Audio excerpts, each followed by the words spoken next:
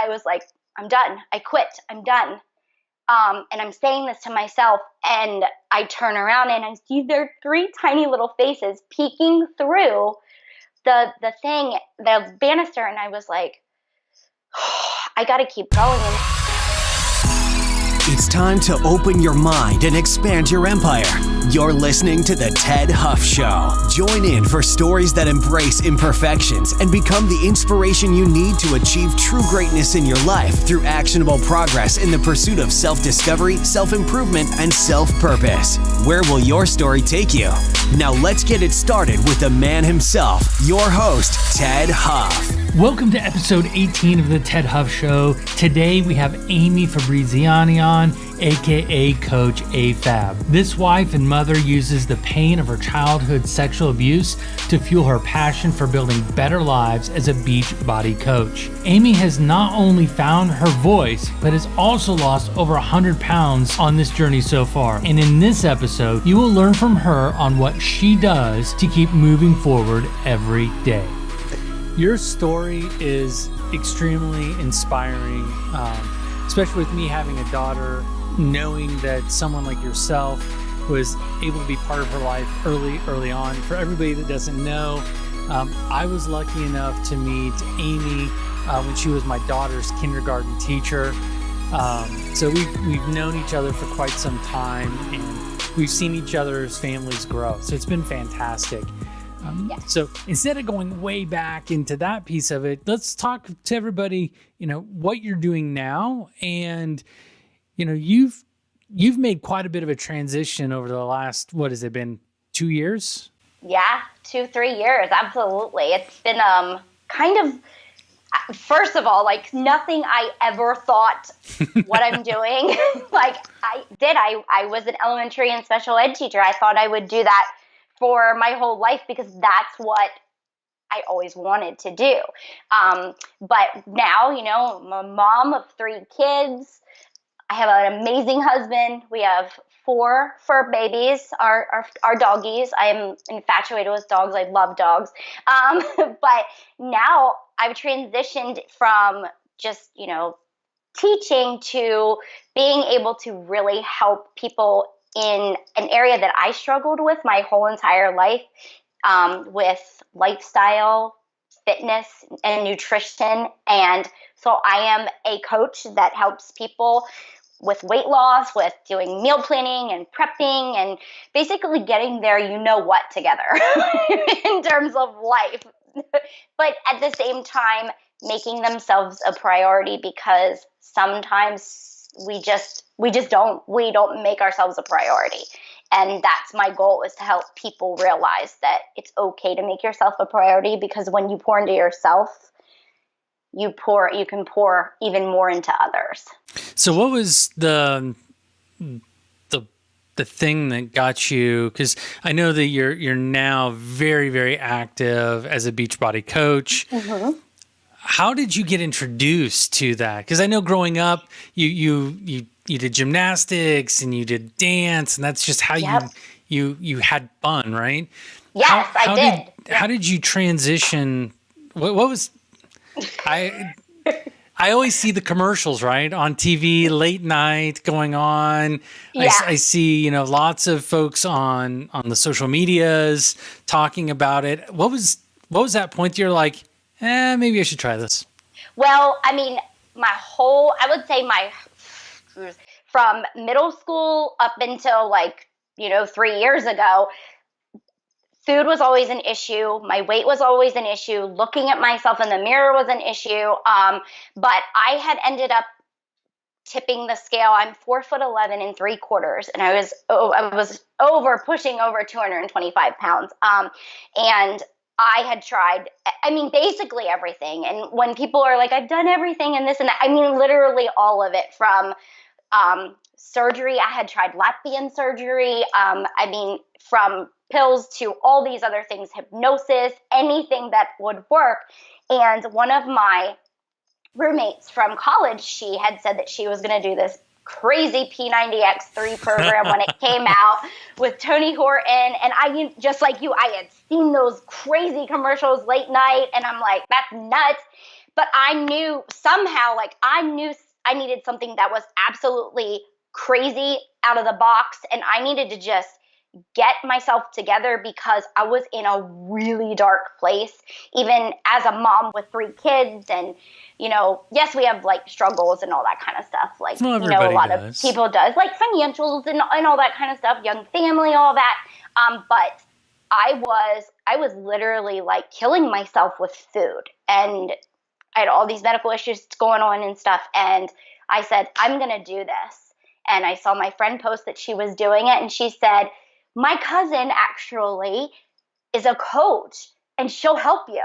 And that's how the amazing journey of Amy and Allison became to be my coach, Allison. So that's where it led. I knew nothing what I wanted to, like, I knew nothing. I knew my experiences and stuff from the past and everything, like what I'd tried to eat this way or do this or exercise this way and try this. But I was like, I am putty. Please mold me and tell me what to do, because this was my last shot. I really felt like this was my last everything. And it was like resting little, you know, she doesn't know, but that was resting in her hands. And she does kind of know that, but you know, so that's kind of where it started, that it all started. Let's talk a little bit more about that journey. You know, you started with P90X, and I remember watching those commercials and how intense they were. I can only imagine.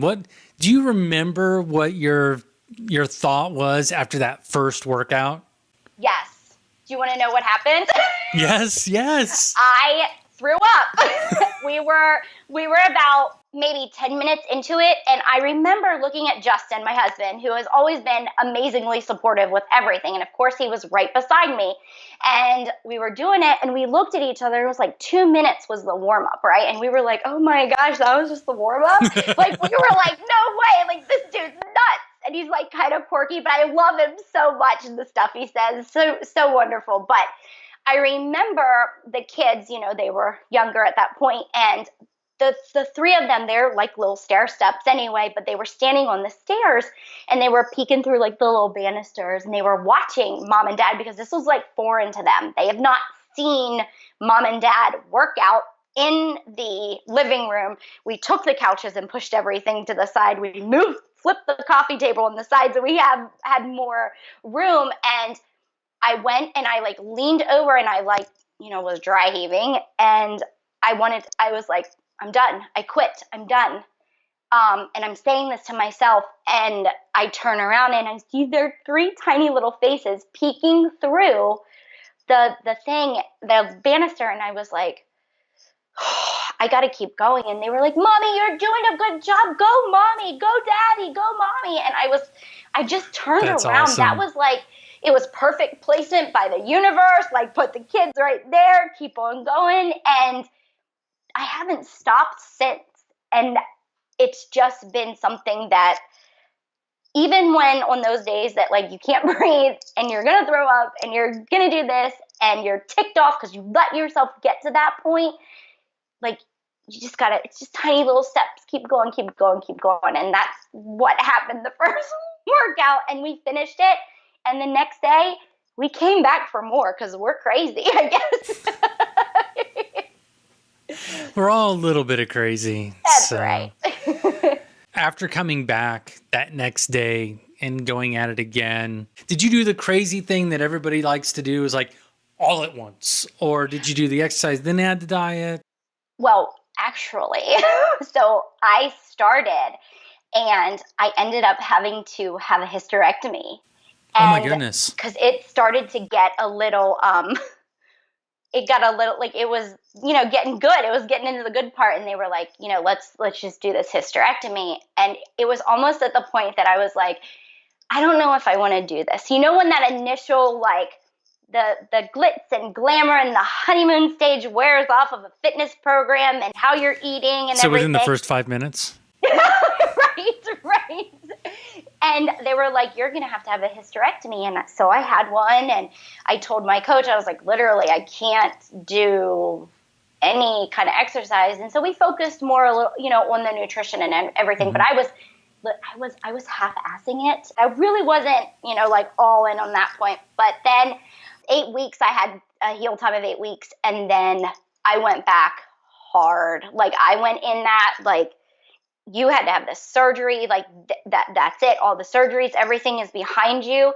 You literally have nowhere else to go, Amy, but this way. And it involves getting your act together with your food and this and that. And these children I'm seeing and what I want to be feeding them and what we're really giving them and what I want in my body, it was very different. And so we had to make those changes. And the first month that I did it, 30 days, I lost 20 pounds. And it wasn't anything crazy or weird or like I couldn't eat. I could only eat one meal a day or like 50 shakes or something, like, nothing weird or anything like that. It was just following a good, healthy, well-rounded plan and exercising. Since that, it's been life-changing for my whole family, because we've done this together and learned through all of this as a unit. It's not just me or not just Justin, it's the 3 kids too. There are times where I'll see you post online and the kids are participating in it with you, or there have been a couple times I think you've even said you didn't want to do anything and the kids asked you, "Hey mom, when are we going to work out? Going to work out?" Yes. And those children, like if anybody that's listening to this or watching it, get your kids to be your little accountability keeper, because they will. I mean, and they enjoy it fully. Like, oh, you didn't work out yet? Okay. I mean, I'm like, okay, I'm going. And because I'd be the same way if I was like, did you not do your homework? Like they can throw it back a little bit. So they're basically, Mom, did you do your workout homework? Exactly. Yeah, exactly. They know. And they also know that it makes me a better mom. It makes me a better person. I'm a better wife by just that release. It just really helps me. I mean, we all like the benefits of exercise and everything, but it really does help me. And they remember, they were old enough to remember me before and now me now. The Amy you see is what I would consider an after. With your kids seeing what's going on and how mom and dad are doing all these different things, that's a completely different departure from the environment that you grew up in. Absolutely. and I know it's a big part of your story. Explain to the audience the environment that you had to mentally break yourself from. What I want everybody to know too is that this didn't happen overnight. Like this is something that is, it's a work in progress, and it's a journey. And I will forever be on this journey, learning, growing, all of that. But, my mom and my dad were very young parents. My mom had me when she was 17 years old. So for them, there was a lot of growing up that they needed to do too. But at the same time, raising a child, a little girl, and my dad was very heavily, self-medicating. I'm, whatever we want to call it, with drugs. He and my mom, very, very abusive, physically and mentally abusive. And I grew up always being in that. Now that I'm older and understand all this, but my response to that was always the fight or flight. I was always ready to go. Like if I needed to break them up, if I needed to run and get help, if whatever it needed to be, like I was always on guard. And there was never that, you sit down with your parents and have a family movie night, and, you have certain days with mom or dad or this and that. And it was, I used to take my drug tests for my dad. I used to pee in a cup and he'd take it to work. I mean, now they're a lot fancier and you can never get away with that, right? But that's what it was. And those are the kind of memories I have with my dad. And for me, that was normal. I didn't know anything different until I got going up into middle school. The wear and tear in the relationship, the fighting, the all this and that. My parents finally got divorced. And a lot of people that come from divorced families, I hear them, it was very devastating for the kids. It was like a party when they got divorced. I was the happiest child ever because they were better people apart from each other. So my mom ended up meeting this guy that he seems amazing. He's wonderful. He is great with my brother because my brother's 4 years younger than me, so he's younger, and we're doing all this stuff as a family, and my parents are divorced, and I don't really see my dad at all. And now that I know what was happening, all this was part of the grooming process. Oh, yeah. And right there, I was, 23 years old. It hit me like, wow, this was calculated. It was something that was like, it was like we were hunted. And I was like, whoa. And all these things, started coming up and everything. And so this guy, comes to our house. My parents, they move in together. He's this great person. And that's when things started to go south. He was very controlling of me. You can't have your friends call. You can't go here. You can't do this. You can't do that. Wasn't like that with my mom. Wasn't like that with my brother. I'll never forget. I was actually, I would love to get on the riding mower and mow. Like we had 5 acres and it took hours and hours to mow. But that was a place where I just, I love the country. I love all the smells of the country. I came in from that, and that's the first time he ever touched me. And it was, I want to show you this, but you can't ever tell your mom, because what's going to happen is your mom will be homeless, your brother will be homeless, or you'll have to go live with your dad. And those words right there were like, whoa, that's for, a 12-year-old at that point, 11, 12-year-old, that's you don't know, he's crazy. I don't want to do that. And so it just became this thing for a year and a half that it was a secret. I didn't tell anyone when I was in a therapy session that it wasn't just abuse, it was rape. There was a secret side of me that I held to myself and held away from everybody else because I didn't want anybody else to know what was going on. People would have probably based billions of dollars on a bet that I was fine. Nothing was going on because I was so good at hiding everything. And also that's when I got really good at eating and shoveling down and just pushing down everything, because food helped me to feel like when I was sad, food was there to provide me comfort. It was like a security blanket for me. A year and a half after, all this was going on, my mom married him. And that night at their wedding reception, I had said, can I go to my friend's house and stay overnight? Because I didn't want to be in the house with them, because me at 13 years old knows what happens on a wedding night. All that kind of stuff going on. And I didn't want to be in the house. So I went, and my mom said, you need to ask your stepdad if you're allowed to go. And he said, sure, you're allowed to go. But when you come home, you have to let me do X, Y, and Z. And I don't know why, I don't know what, but that night I told my best friend what was going on. I made her swear to never tell anyone, but we did decide that I was going to tell my mom. So I went home that next day and I told my mom, and she didn't believe me. And she went and asked him what was going on. And of course he said, oh, nothing's happening. And in that instant, that was the first time that I tried to commit suicide. I ran out in the kitchen. I grabbed a knife. I tried to slice my wrist and ended up slicing a part of my arm. And then, all hell broke loose. It was, he admitted that he did it. I was not taken to the hospital because everyone would know. And that became the thing. I got so good at covering everything up. It was all about control. Everything was about control. An example was I loved pickles. Right.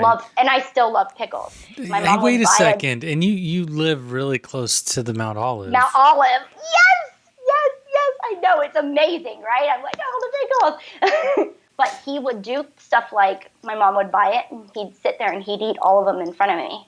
Oh, wow. Like just that kind of like crazy mind game kind of stuff. How have you taken that fear that you had around not having any control as a child and transferred that over to having control as an adult now?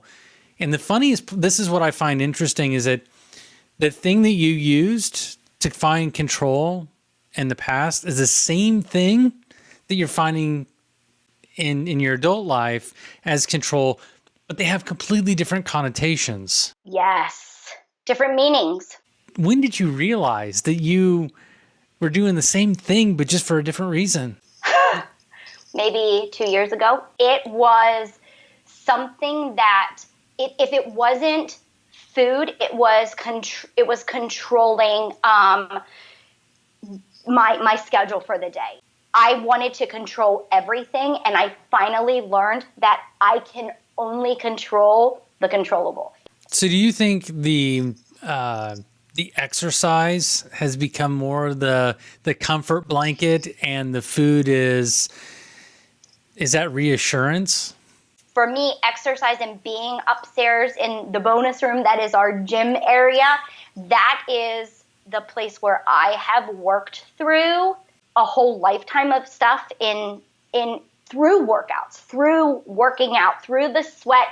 My gym is also like my club, because I turn on the music and I dance and I go, and it could be like music from Cats or Rent, but it can also be like 50 and Meek Mill just going at it, and Tupac is hanging on my wall, just so everybody knows that. That's my thing. That's how I let loose and get it out. I mean, you're super busy. I mean, you're coaching people. You have the kids. You were just at a dance competition yesterday with one of your daughters. Yes. You've got this going on with me today. You've got all these things going on. I mean, there's got to be a sense of overwhelm at some point. Yeah. When that happens, what do you do? Well, one thing I do, I have mommy time out sometimes, and I'll go in my closet and I just like whoosh, whoosh, because I am someone that absolutely gets overwhelmed. I have a diagnosis of anxiety, depression, PTSD. So I have that mental health stuff going on too. But I also have become and I know it's because of I'm putting the right foods in my body, and because I'm working out, I can navigate through it. Before it was just like this, I'm foggy and going all over the place and everything. But now I can literally like take a minute, like find my space. The dogs, they are my therapy dogs. Like I said, we have 4 dogs, and like I will sit with the dogs and just hold them and pet them and kiss them and love them. And it's just, I have to find my voice. And for so long, I wasn't allowed to have a voice. I didn't have a voice. And when I spoke when I was younger, people didn't listen to me. And to find that voice now, when I go in my closet, I'm feeling overwhelmed. I figure out what is happening and what my body's trying to tell me and what my mind's trying to tell me. And then I also will go in my gym too. And I sit there, and one of the things I love to do is journal. I never before journaled.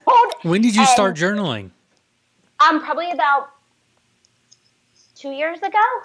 Okay. But What was the reason for starting to journal? Because it lines up really well with the program you started, but what was the original reason for journaling? I just felt like I had so much I needed to get out and release, and this was another way for me to do it. Like dance was a way to make me feel good, but and the exercise and the sweat, like it's coming out of me, it's releasing all that kind of stuff. But I always journal before I work out, because it gets me in the right mindset for what I'm about to do. What is it that you're writing about? Because when we think about journaling, we think about writing what do I want to do this day? How do I want this day to turn out? How did today turn out? Did it turn out the way I expected? Those are the types of things traditional journaling would be. But journaling before a workout, I have to say, this is the first time I've heard it. So I'm curious to understand what kinds of things you put in there. I go in, I will lay down my mat, I turn on my music, and I journal to music. Sometimes I spend 5 minutes, 10 minutes journaling, and sometimes it's 40 minutes. And I'm like, oh, I gotta get this workout done because I gotta go pick up the kids. But it's never like, it's really whatever I need that day. And I go into it like that. I go in with like zero expectations of how long it's gonna be or what it's gonna look like that day. But I sit down and I'll tap into like what I'm feeling that day, like my emotions. Like I'm kind of feeling like a squirrel today. Like I'm like bing, bing, bing, all over the place, and I'll just write like I will, like, and I just write and write and write. I mean, to most people, if somebody was about to read it, most of my pages are probably like, she crazy. Like, what is going on with this woman? Like, what is going on? Like, so for me, that journaling is like my meditation, and I can do and say and not be judged for it and just put out. And I like to then also say, how I'm feeling, getting prepared to go into the workout. And then after the workout, and even sometimes during the workout, I'll scribble something like, what is this trainer thinking? Blah, blah, blah. Like, I'll even say that, or like, I'll pause it and be like, something they said made me think of X, Y, and Z when I was a kid, or, a few years ago or whatever. And even afterwards, I'll be like, I got through that, like, good job, like, you're strong. And I do a lot of I am statements in there too, because that has really helped me. So you just transitioned into something that I ask everyone. What would you say has become a belief, behavior, or habit that has changed the way you view life, the way that you feel about yourself? So it was actually something that I did last summer. And my coach actually helped me through it. We were going through this program through one of our trainers, through Beachbody, Chris Downing. He wanted us to look in the mirror and talk to ourselves. And for me... Oh my gosh, that's so uncomfortable. I was like, no. And really look at yourself. And for 35 years, I don't think I've ever stood and looked at myself in the mirror. Like, I've never really looked in my eyes. I can only imagine how uncomfortable. Because I can't say that I've done that. So uncomfortable. So uncomfortable. And this is what I did. I looked at myself and I pictured myself as a 3-year-old, a 4-year-old, a 5-year-old. And I went through every year of my life. And I spoke to myself as I was a 4-year-old, a 5-year-old, a 6-year-old, a 12-year-old.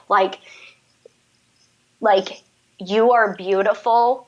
Your body is your own. And I know you don't feel that way right now. So everything that someone should have said to me, everything I should have been thinking, but I didn't know because I was a kid. Mm-hmm. All of that stuff I went through.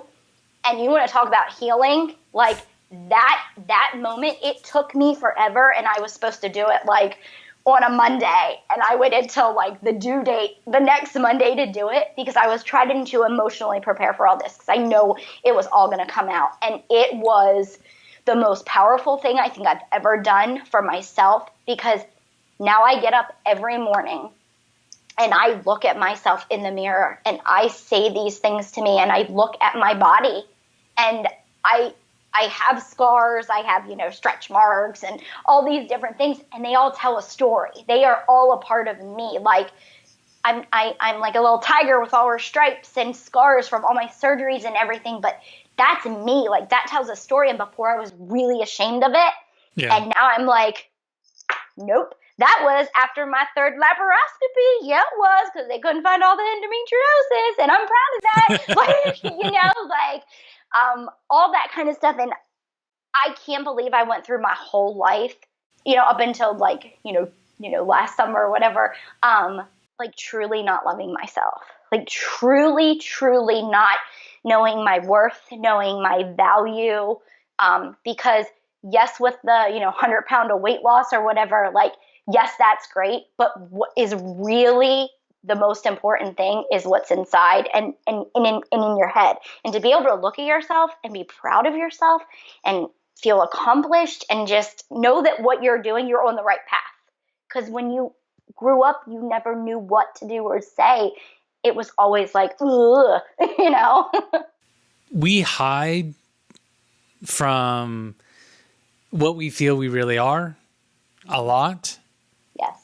And having that process of standing in front of the mirror and telling yourself all the things that you don't believe are true. How did that change? I mean, I know you said it changed a lot, but did it feel like you were lying to yourself at any point? Yeah, and then absolutely. When did that feeling of I'm just lying to myself, how long did it take for that to go away, or is it still there? I felt like my whole life I lied to myself. Get dressed in the morning or whatever it might be. And I look at myself in the mirror. I'm like, oh, you look good enough. Like, good enough. Oh, and wow. There it was, right? You look good enough. You're good. Like, you showered, your hair's done. You don't stink. Like, you don't smell, right? You don't smell, right?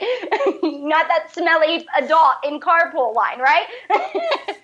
But when I had to like get real with myself, and it was almost like I had to become this newborn again. I had to become this person, and I had to, like what I said, how I did like the every year of my life. I mean, I was building up myself to where I never had been before, and to be in a body, to be in a new mindset where it's all new. And it's like when you're, not even 5 foot and you feel like you're 6'10".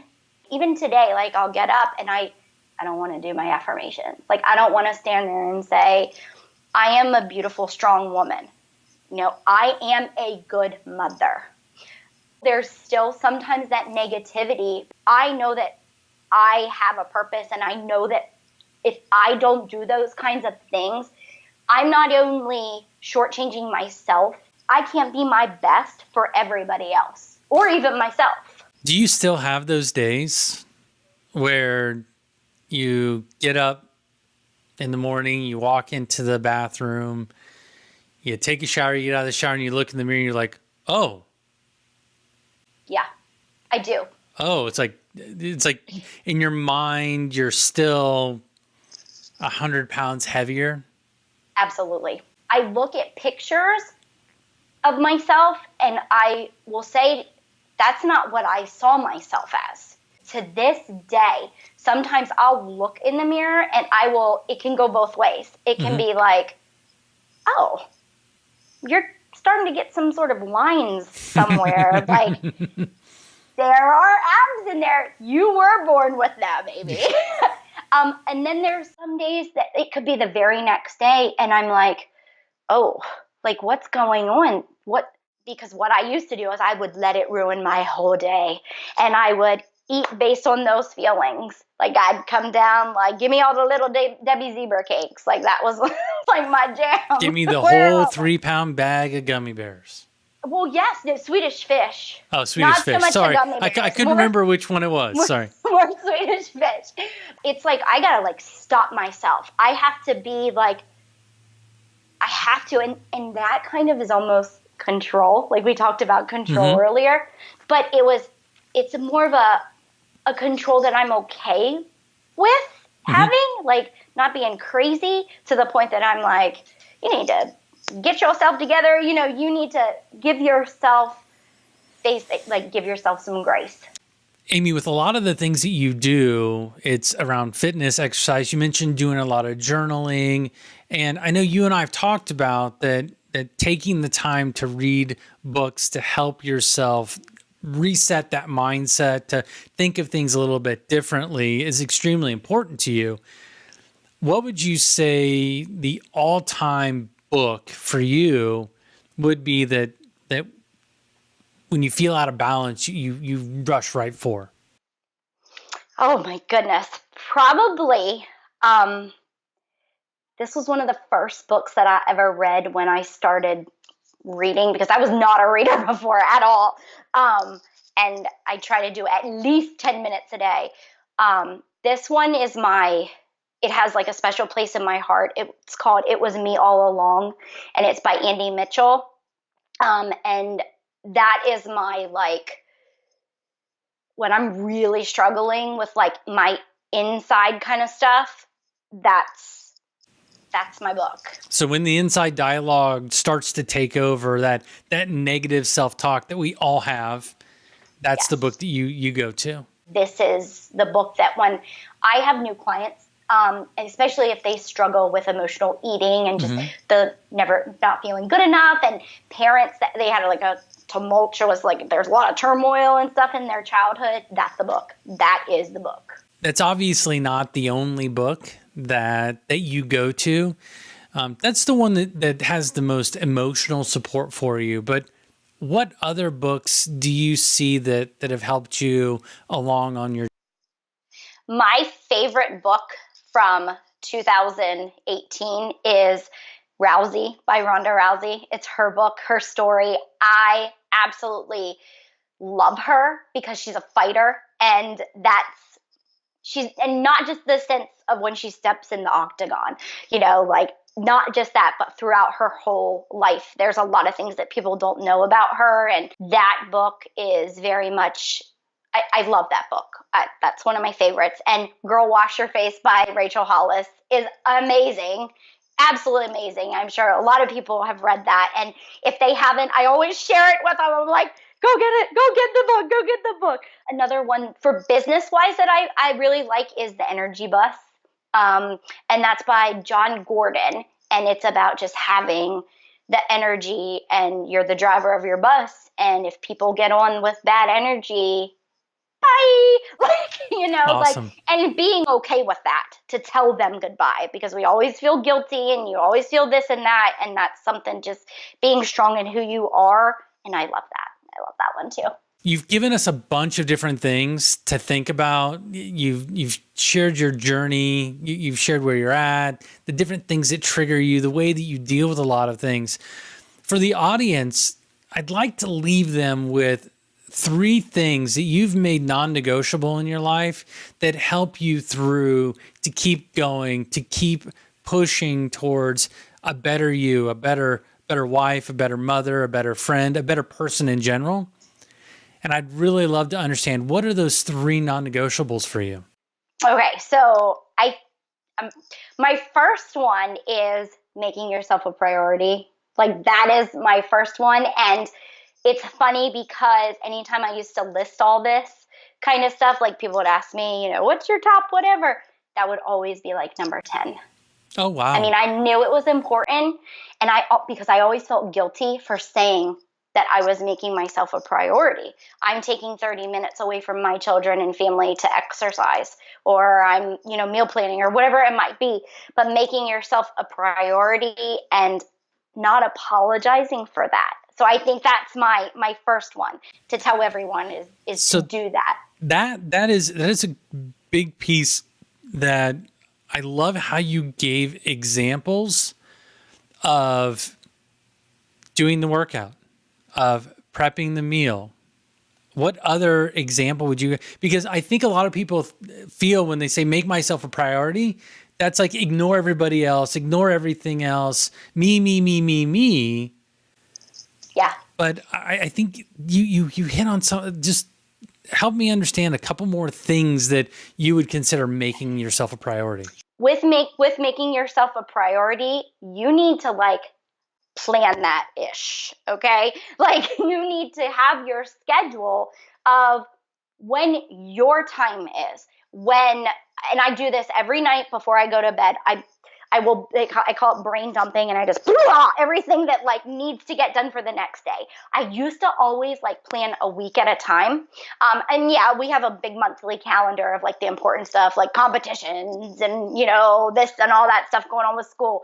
But I would get so overwhelmed and anxious and all up in my head to plan out a week at a time. I do the night before. I look and I said, okay, these are going to be my work hours tomorrow. This is when I'm going to work out.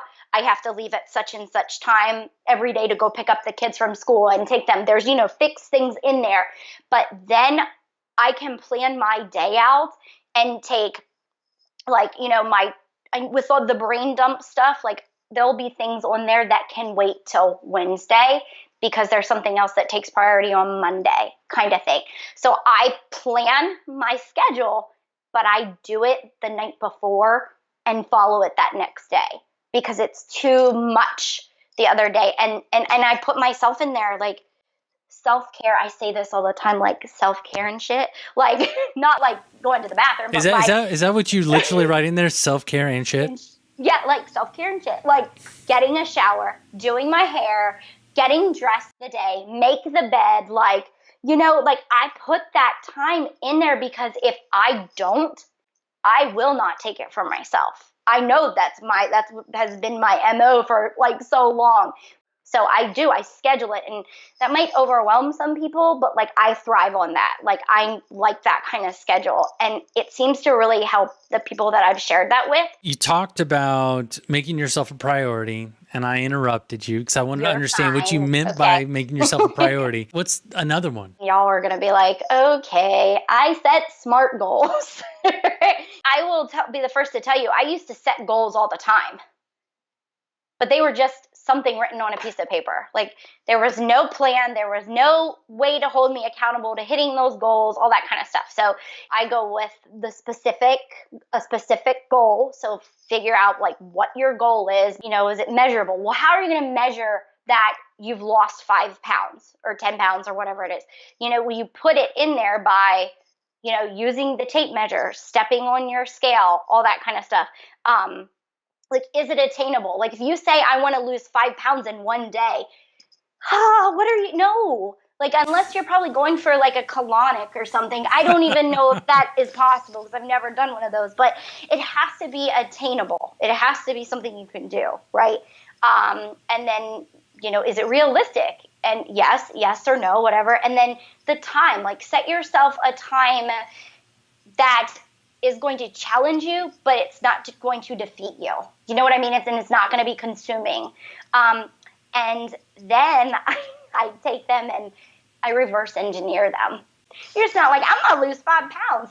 Well, how are you going to do that? And 2, why are you going to do it? Because that's what's going to carry you when you don't want to get up and go to the gym, when you don't want to eat, your salad and your other foods you're eating and stuff because you see, your friend over there eating like a double quarter pounder with cheese and all the fries or something, like you got to have that strong why and that foundation, and that's what's going to carry you through that kind of stuff. So setting goals and like having a plan to set those, to reach those goals is something that I do all the time. We've got make yourself a priority.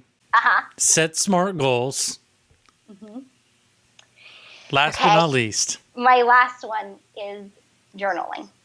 I really think that throughout this, and I swear I was not a journaler, like everybody had these little journal things and all this, and I'm like, it's weird, I don't know, like I can't do that.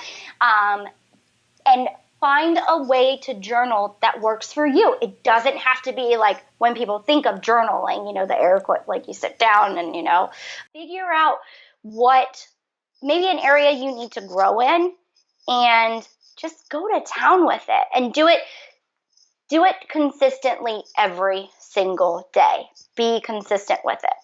And I'm telling you, it helps. You can journal about something's bothering you, something that, somebody that cut you off in the traffic. You can journal about how angry you were, and it's better probably to do that than like get out and beat them, just save it for the journal. We'll say. So that's my other tip. I would really like people to journal in their way.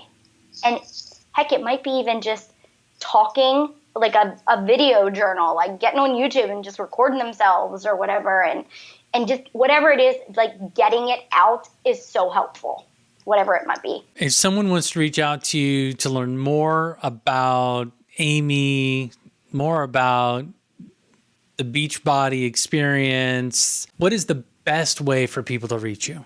The best way, and probably easiest for everyone, is to go on Instagram. I'm Coach Amy Fab on Instagram, and direct message me, DM me. What we'll do is in the show notes, we'll put links to everything so they can very easily get a hold of you, Amy. I really appreciate you taking the time and going through this. I didn't know your story until recently, and knowing this story makes me so much more proud to know you, to be able to call you a friend. So much makes me so much more happy that my daughter had the opportunity to meet you, and learn from those experiences. So thanks again for being on the show. You're so very welcome. Thank you for having me. Oh, and I have to tell you that if anybody wants my journaling playlist that I like to put on when I journal, I have it for y'all for a special thing to give to you. A little right. gifty. You guys can listen to my crazy music, and let me tell you, it's a little crazy. All right, well, definitely we'll share that playlist, and everybody can start journaling to Amy's journal music. Yes. Fantastic. Thank you again so much for having me on. I appreciate it. No, thanks again, Amy. Really appreciate you giving sharing your story the way that you have. Absolutely. Right. That's it for this episode of The Ted Huff Show. But we know you're wondering where you go from here. TedHuff.com makes it easy for you to get notifications for new episodes, specialized contests, exclusive giveaways, and upcoming events simply by signing up for our mailing list. You'll get access to all this and more by visiting TedHuff.com. That's TEDDHUFF.com. Until next time, open your mind and expand your empire right here on The Ted Huff Show.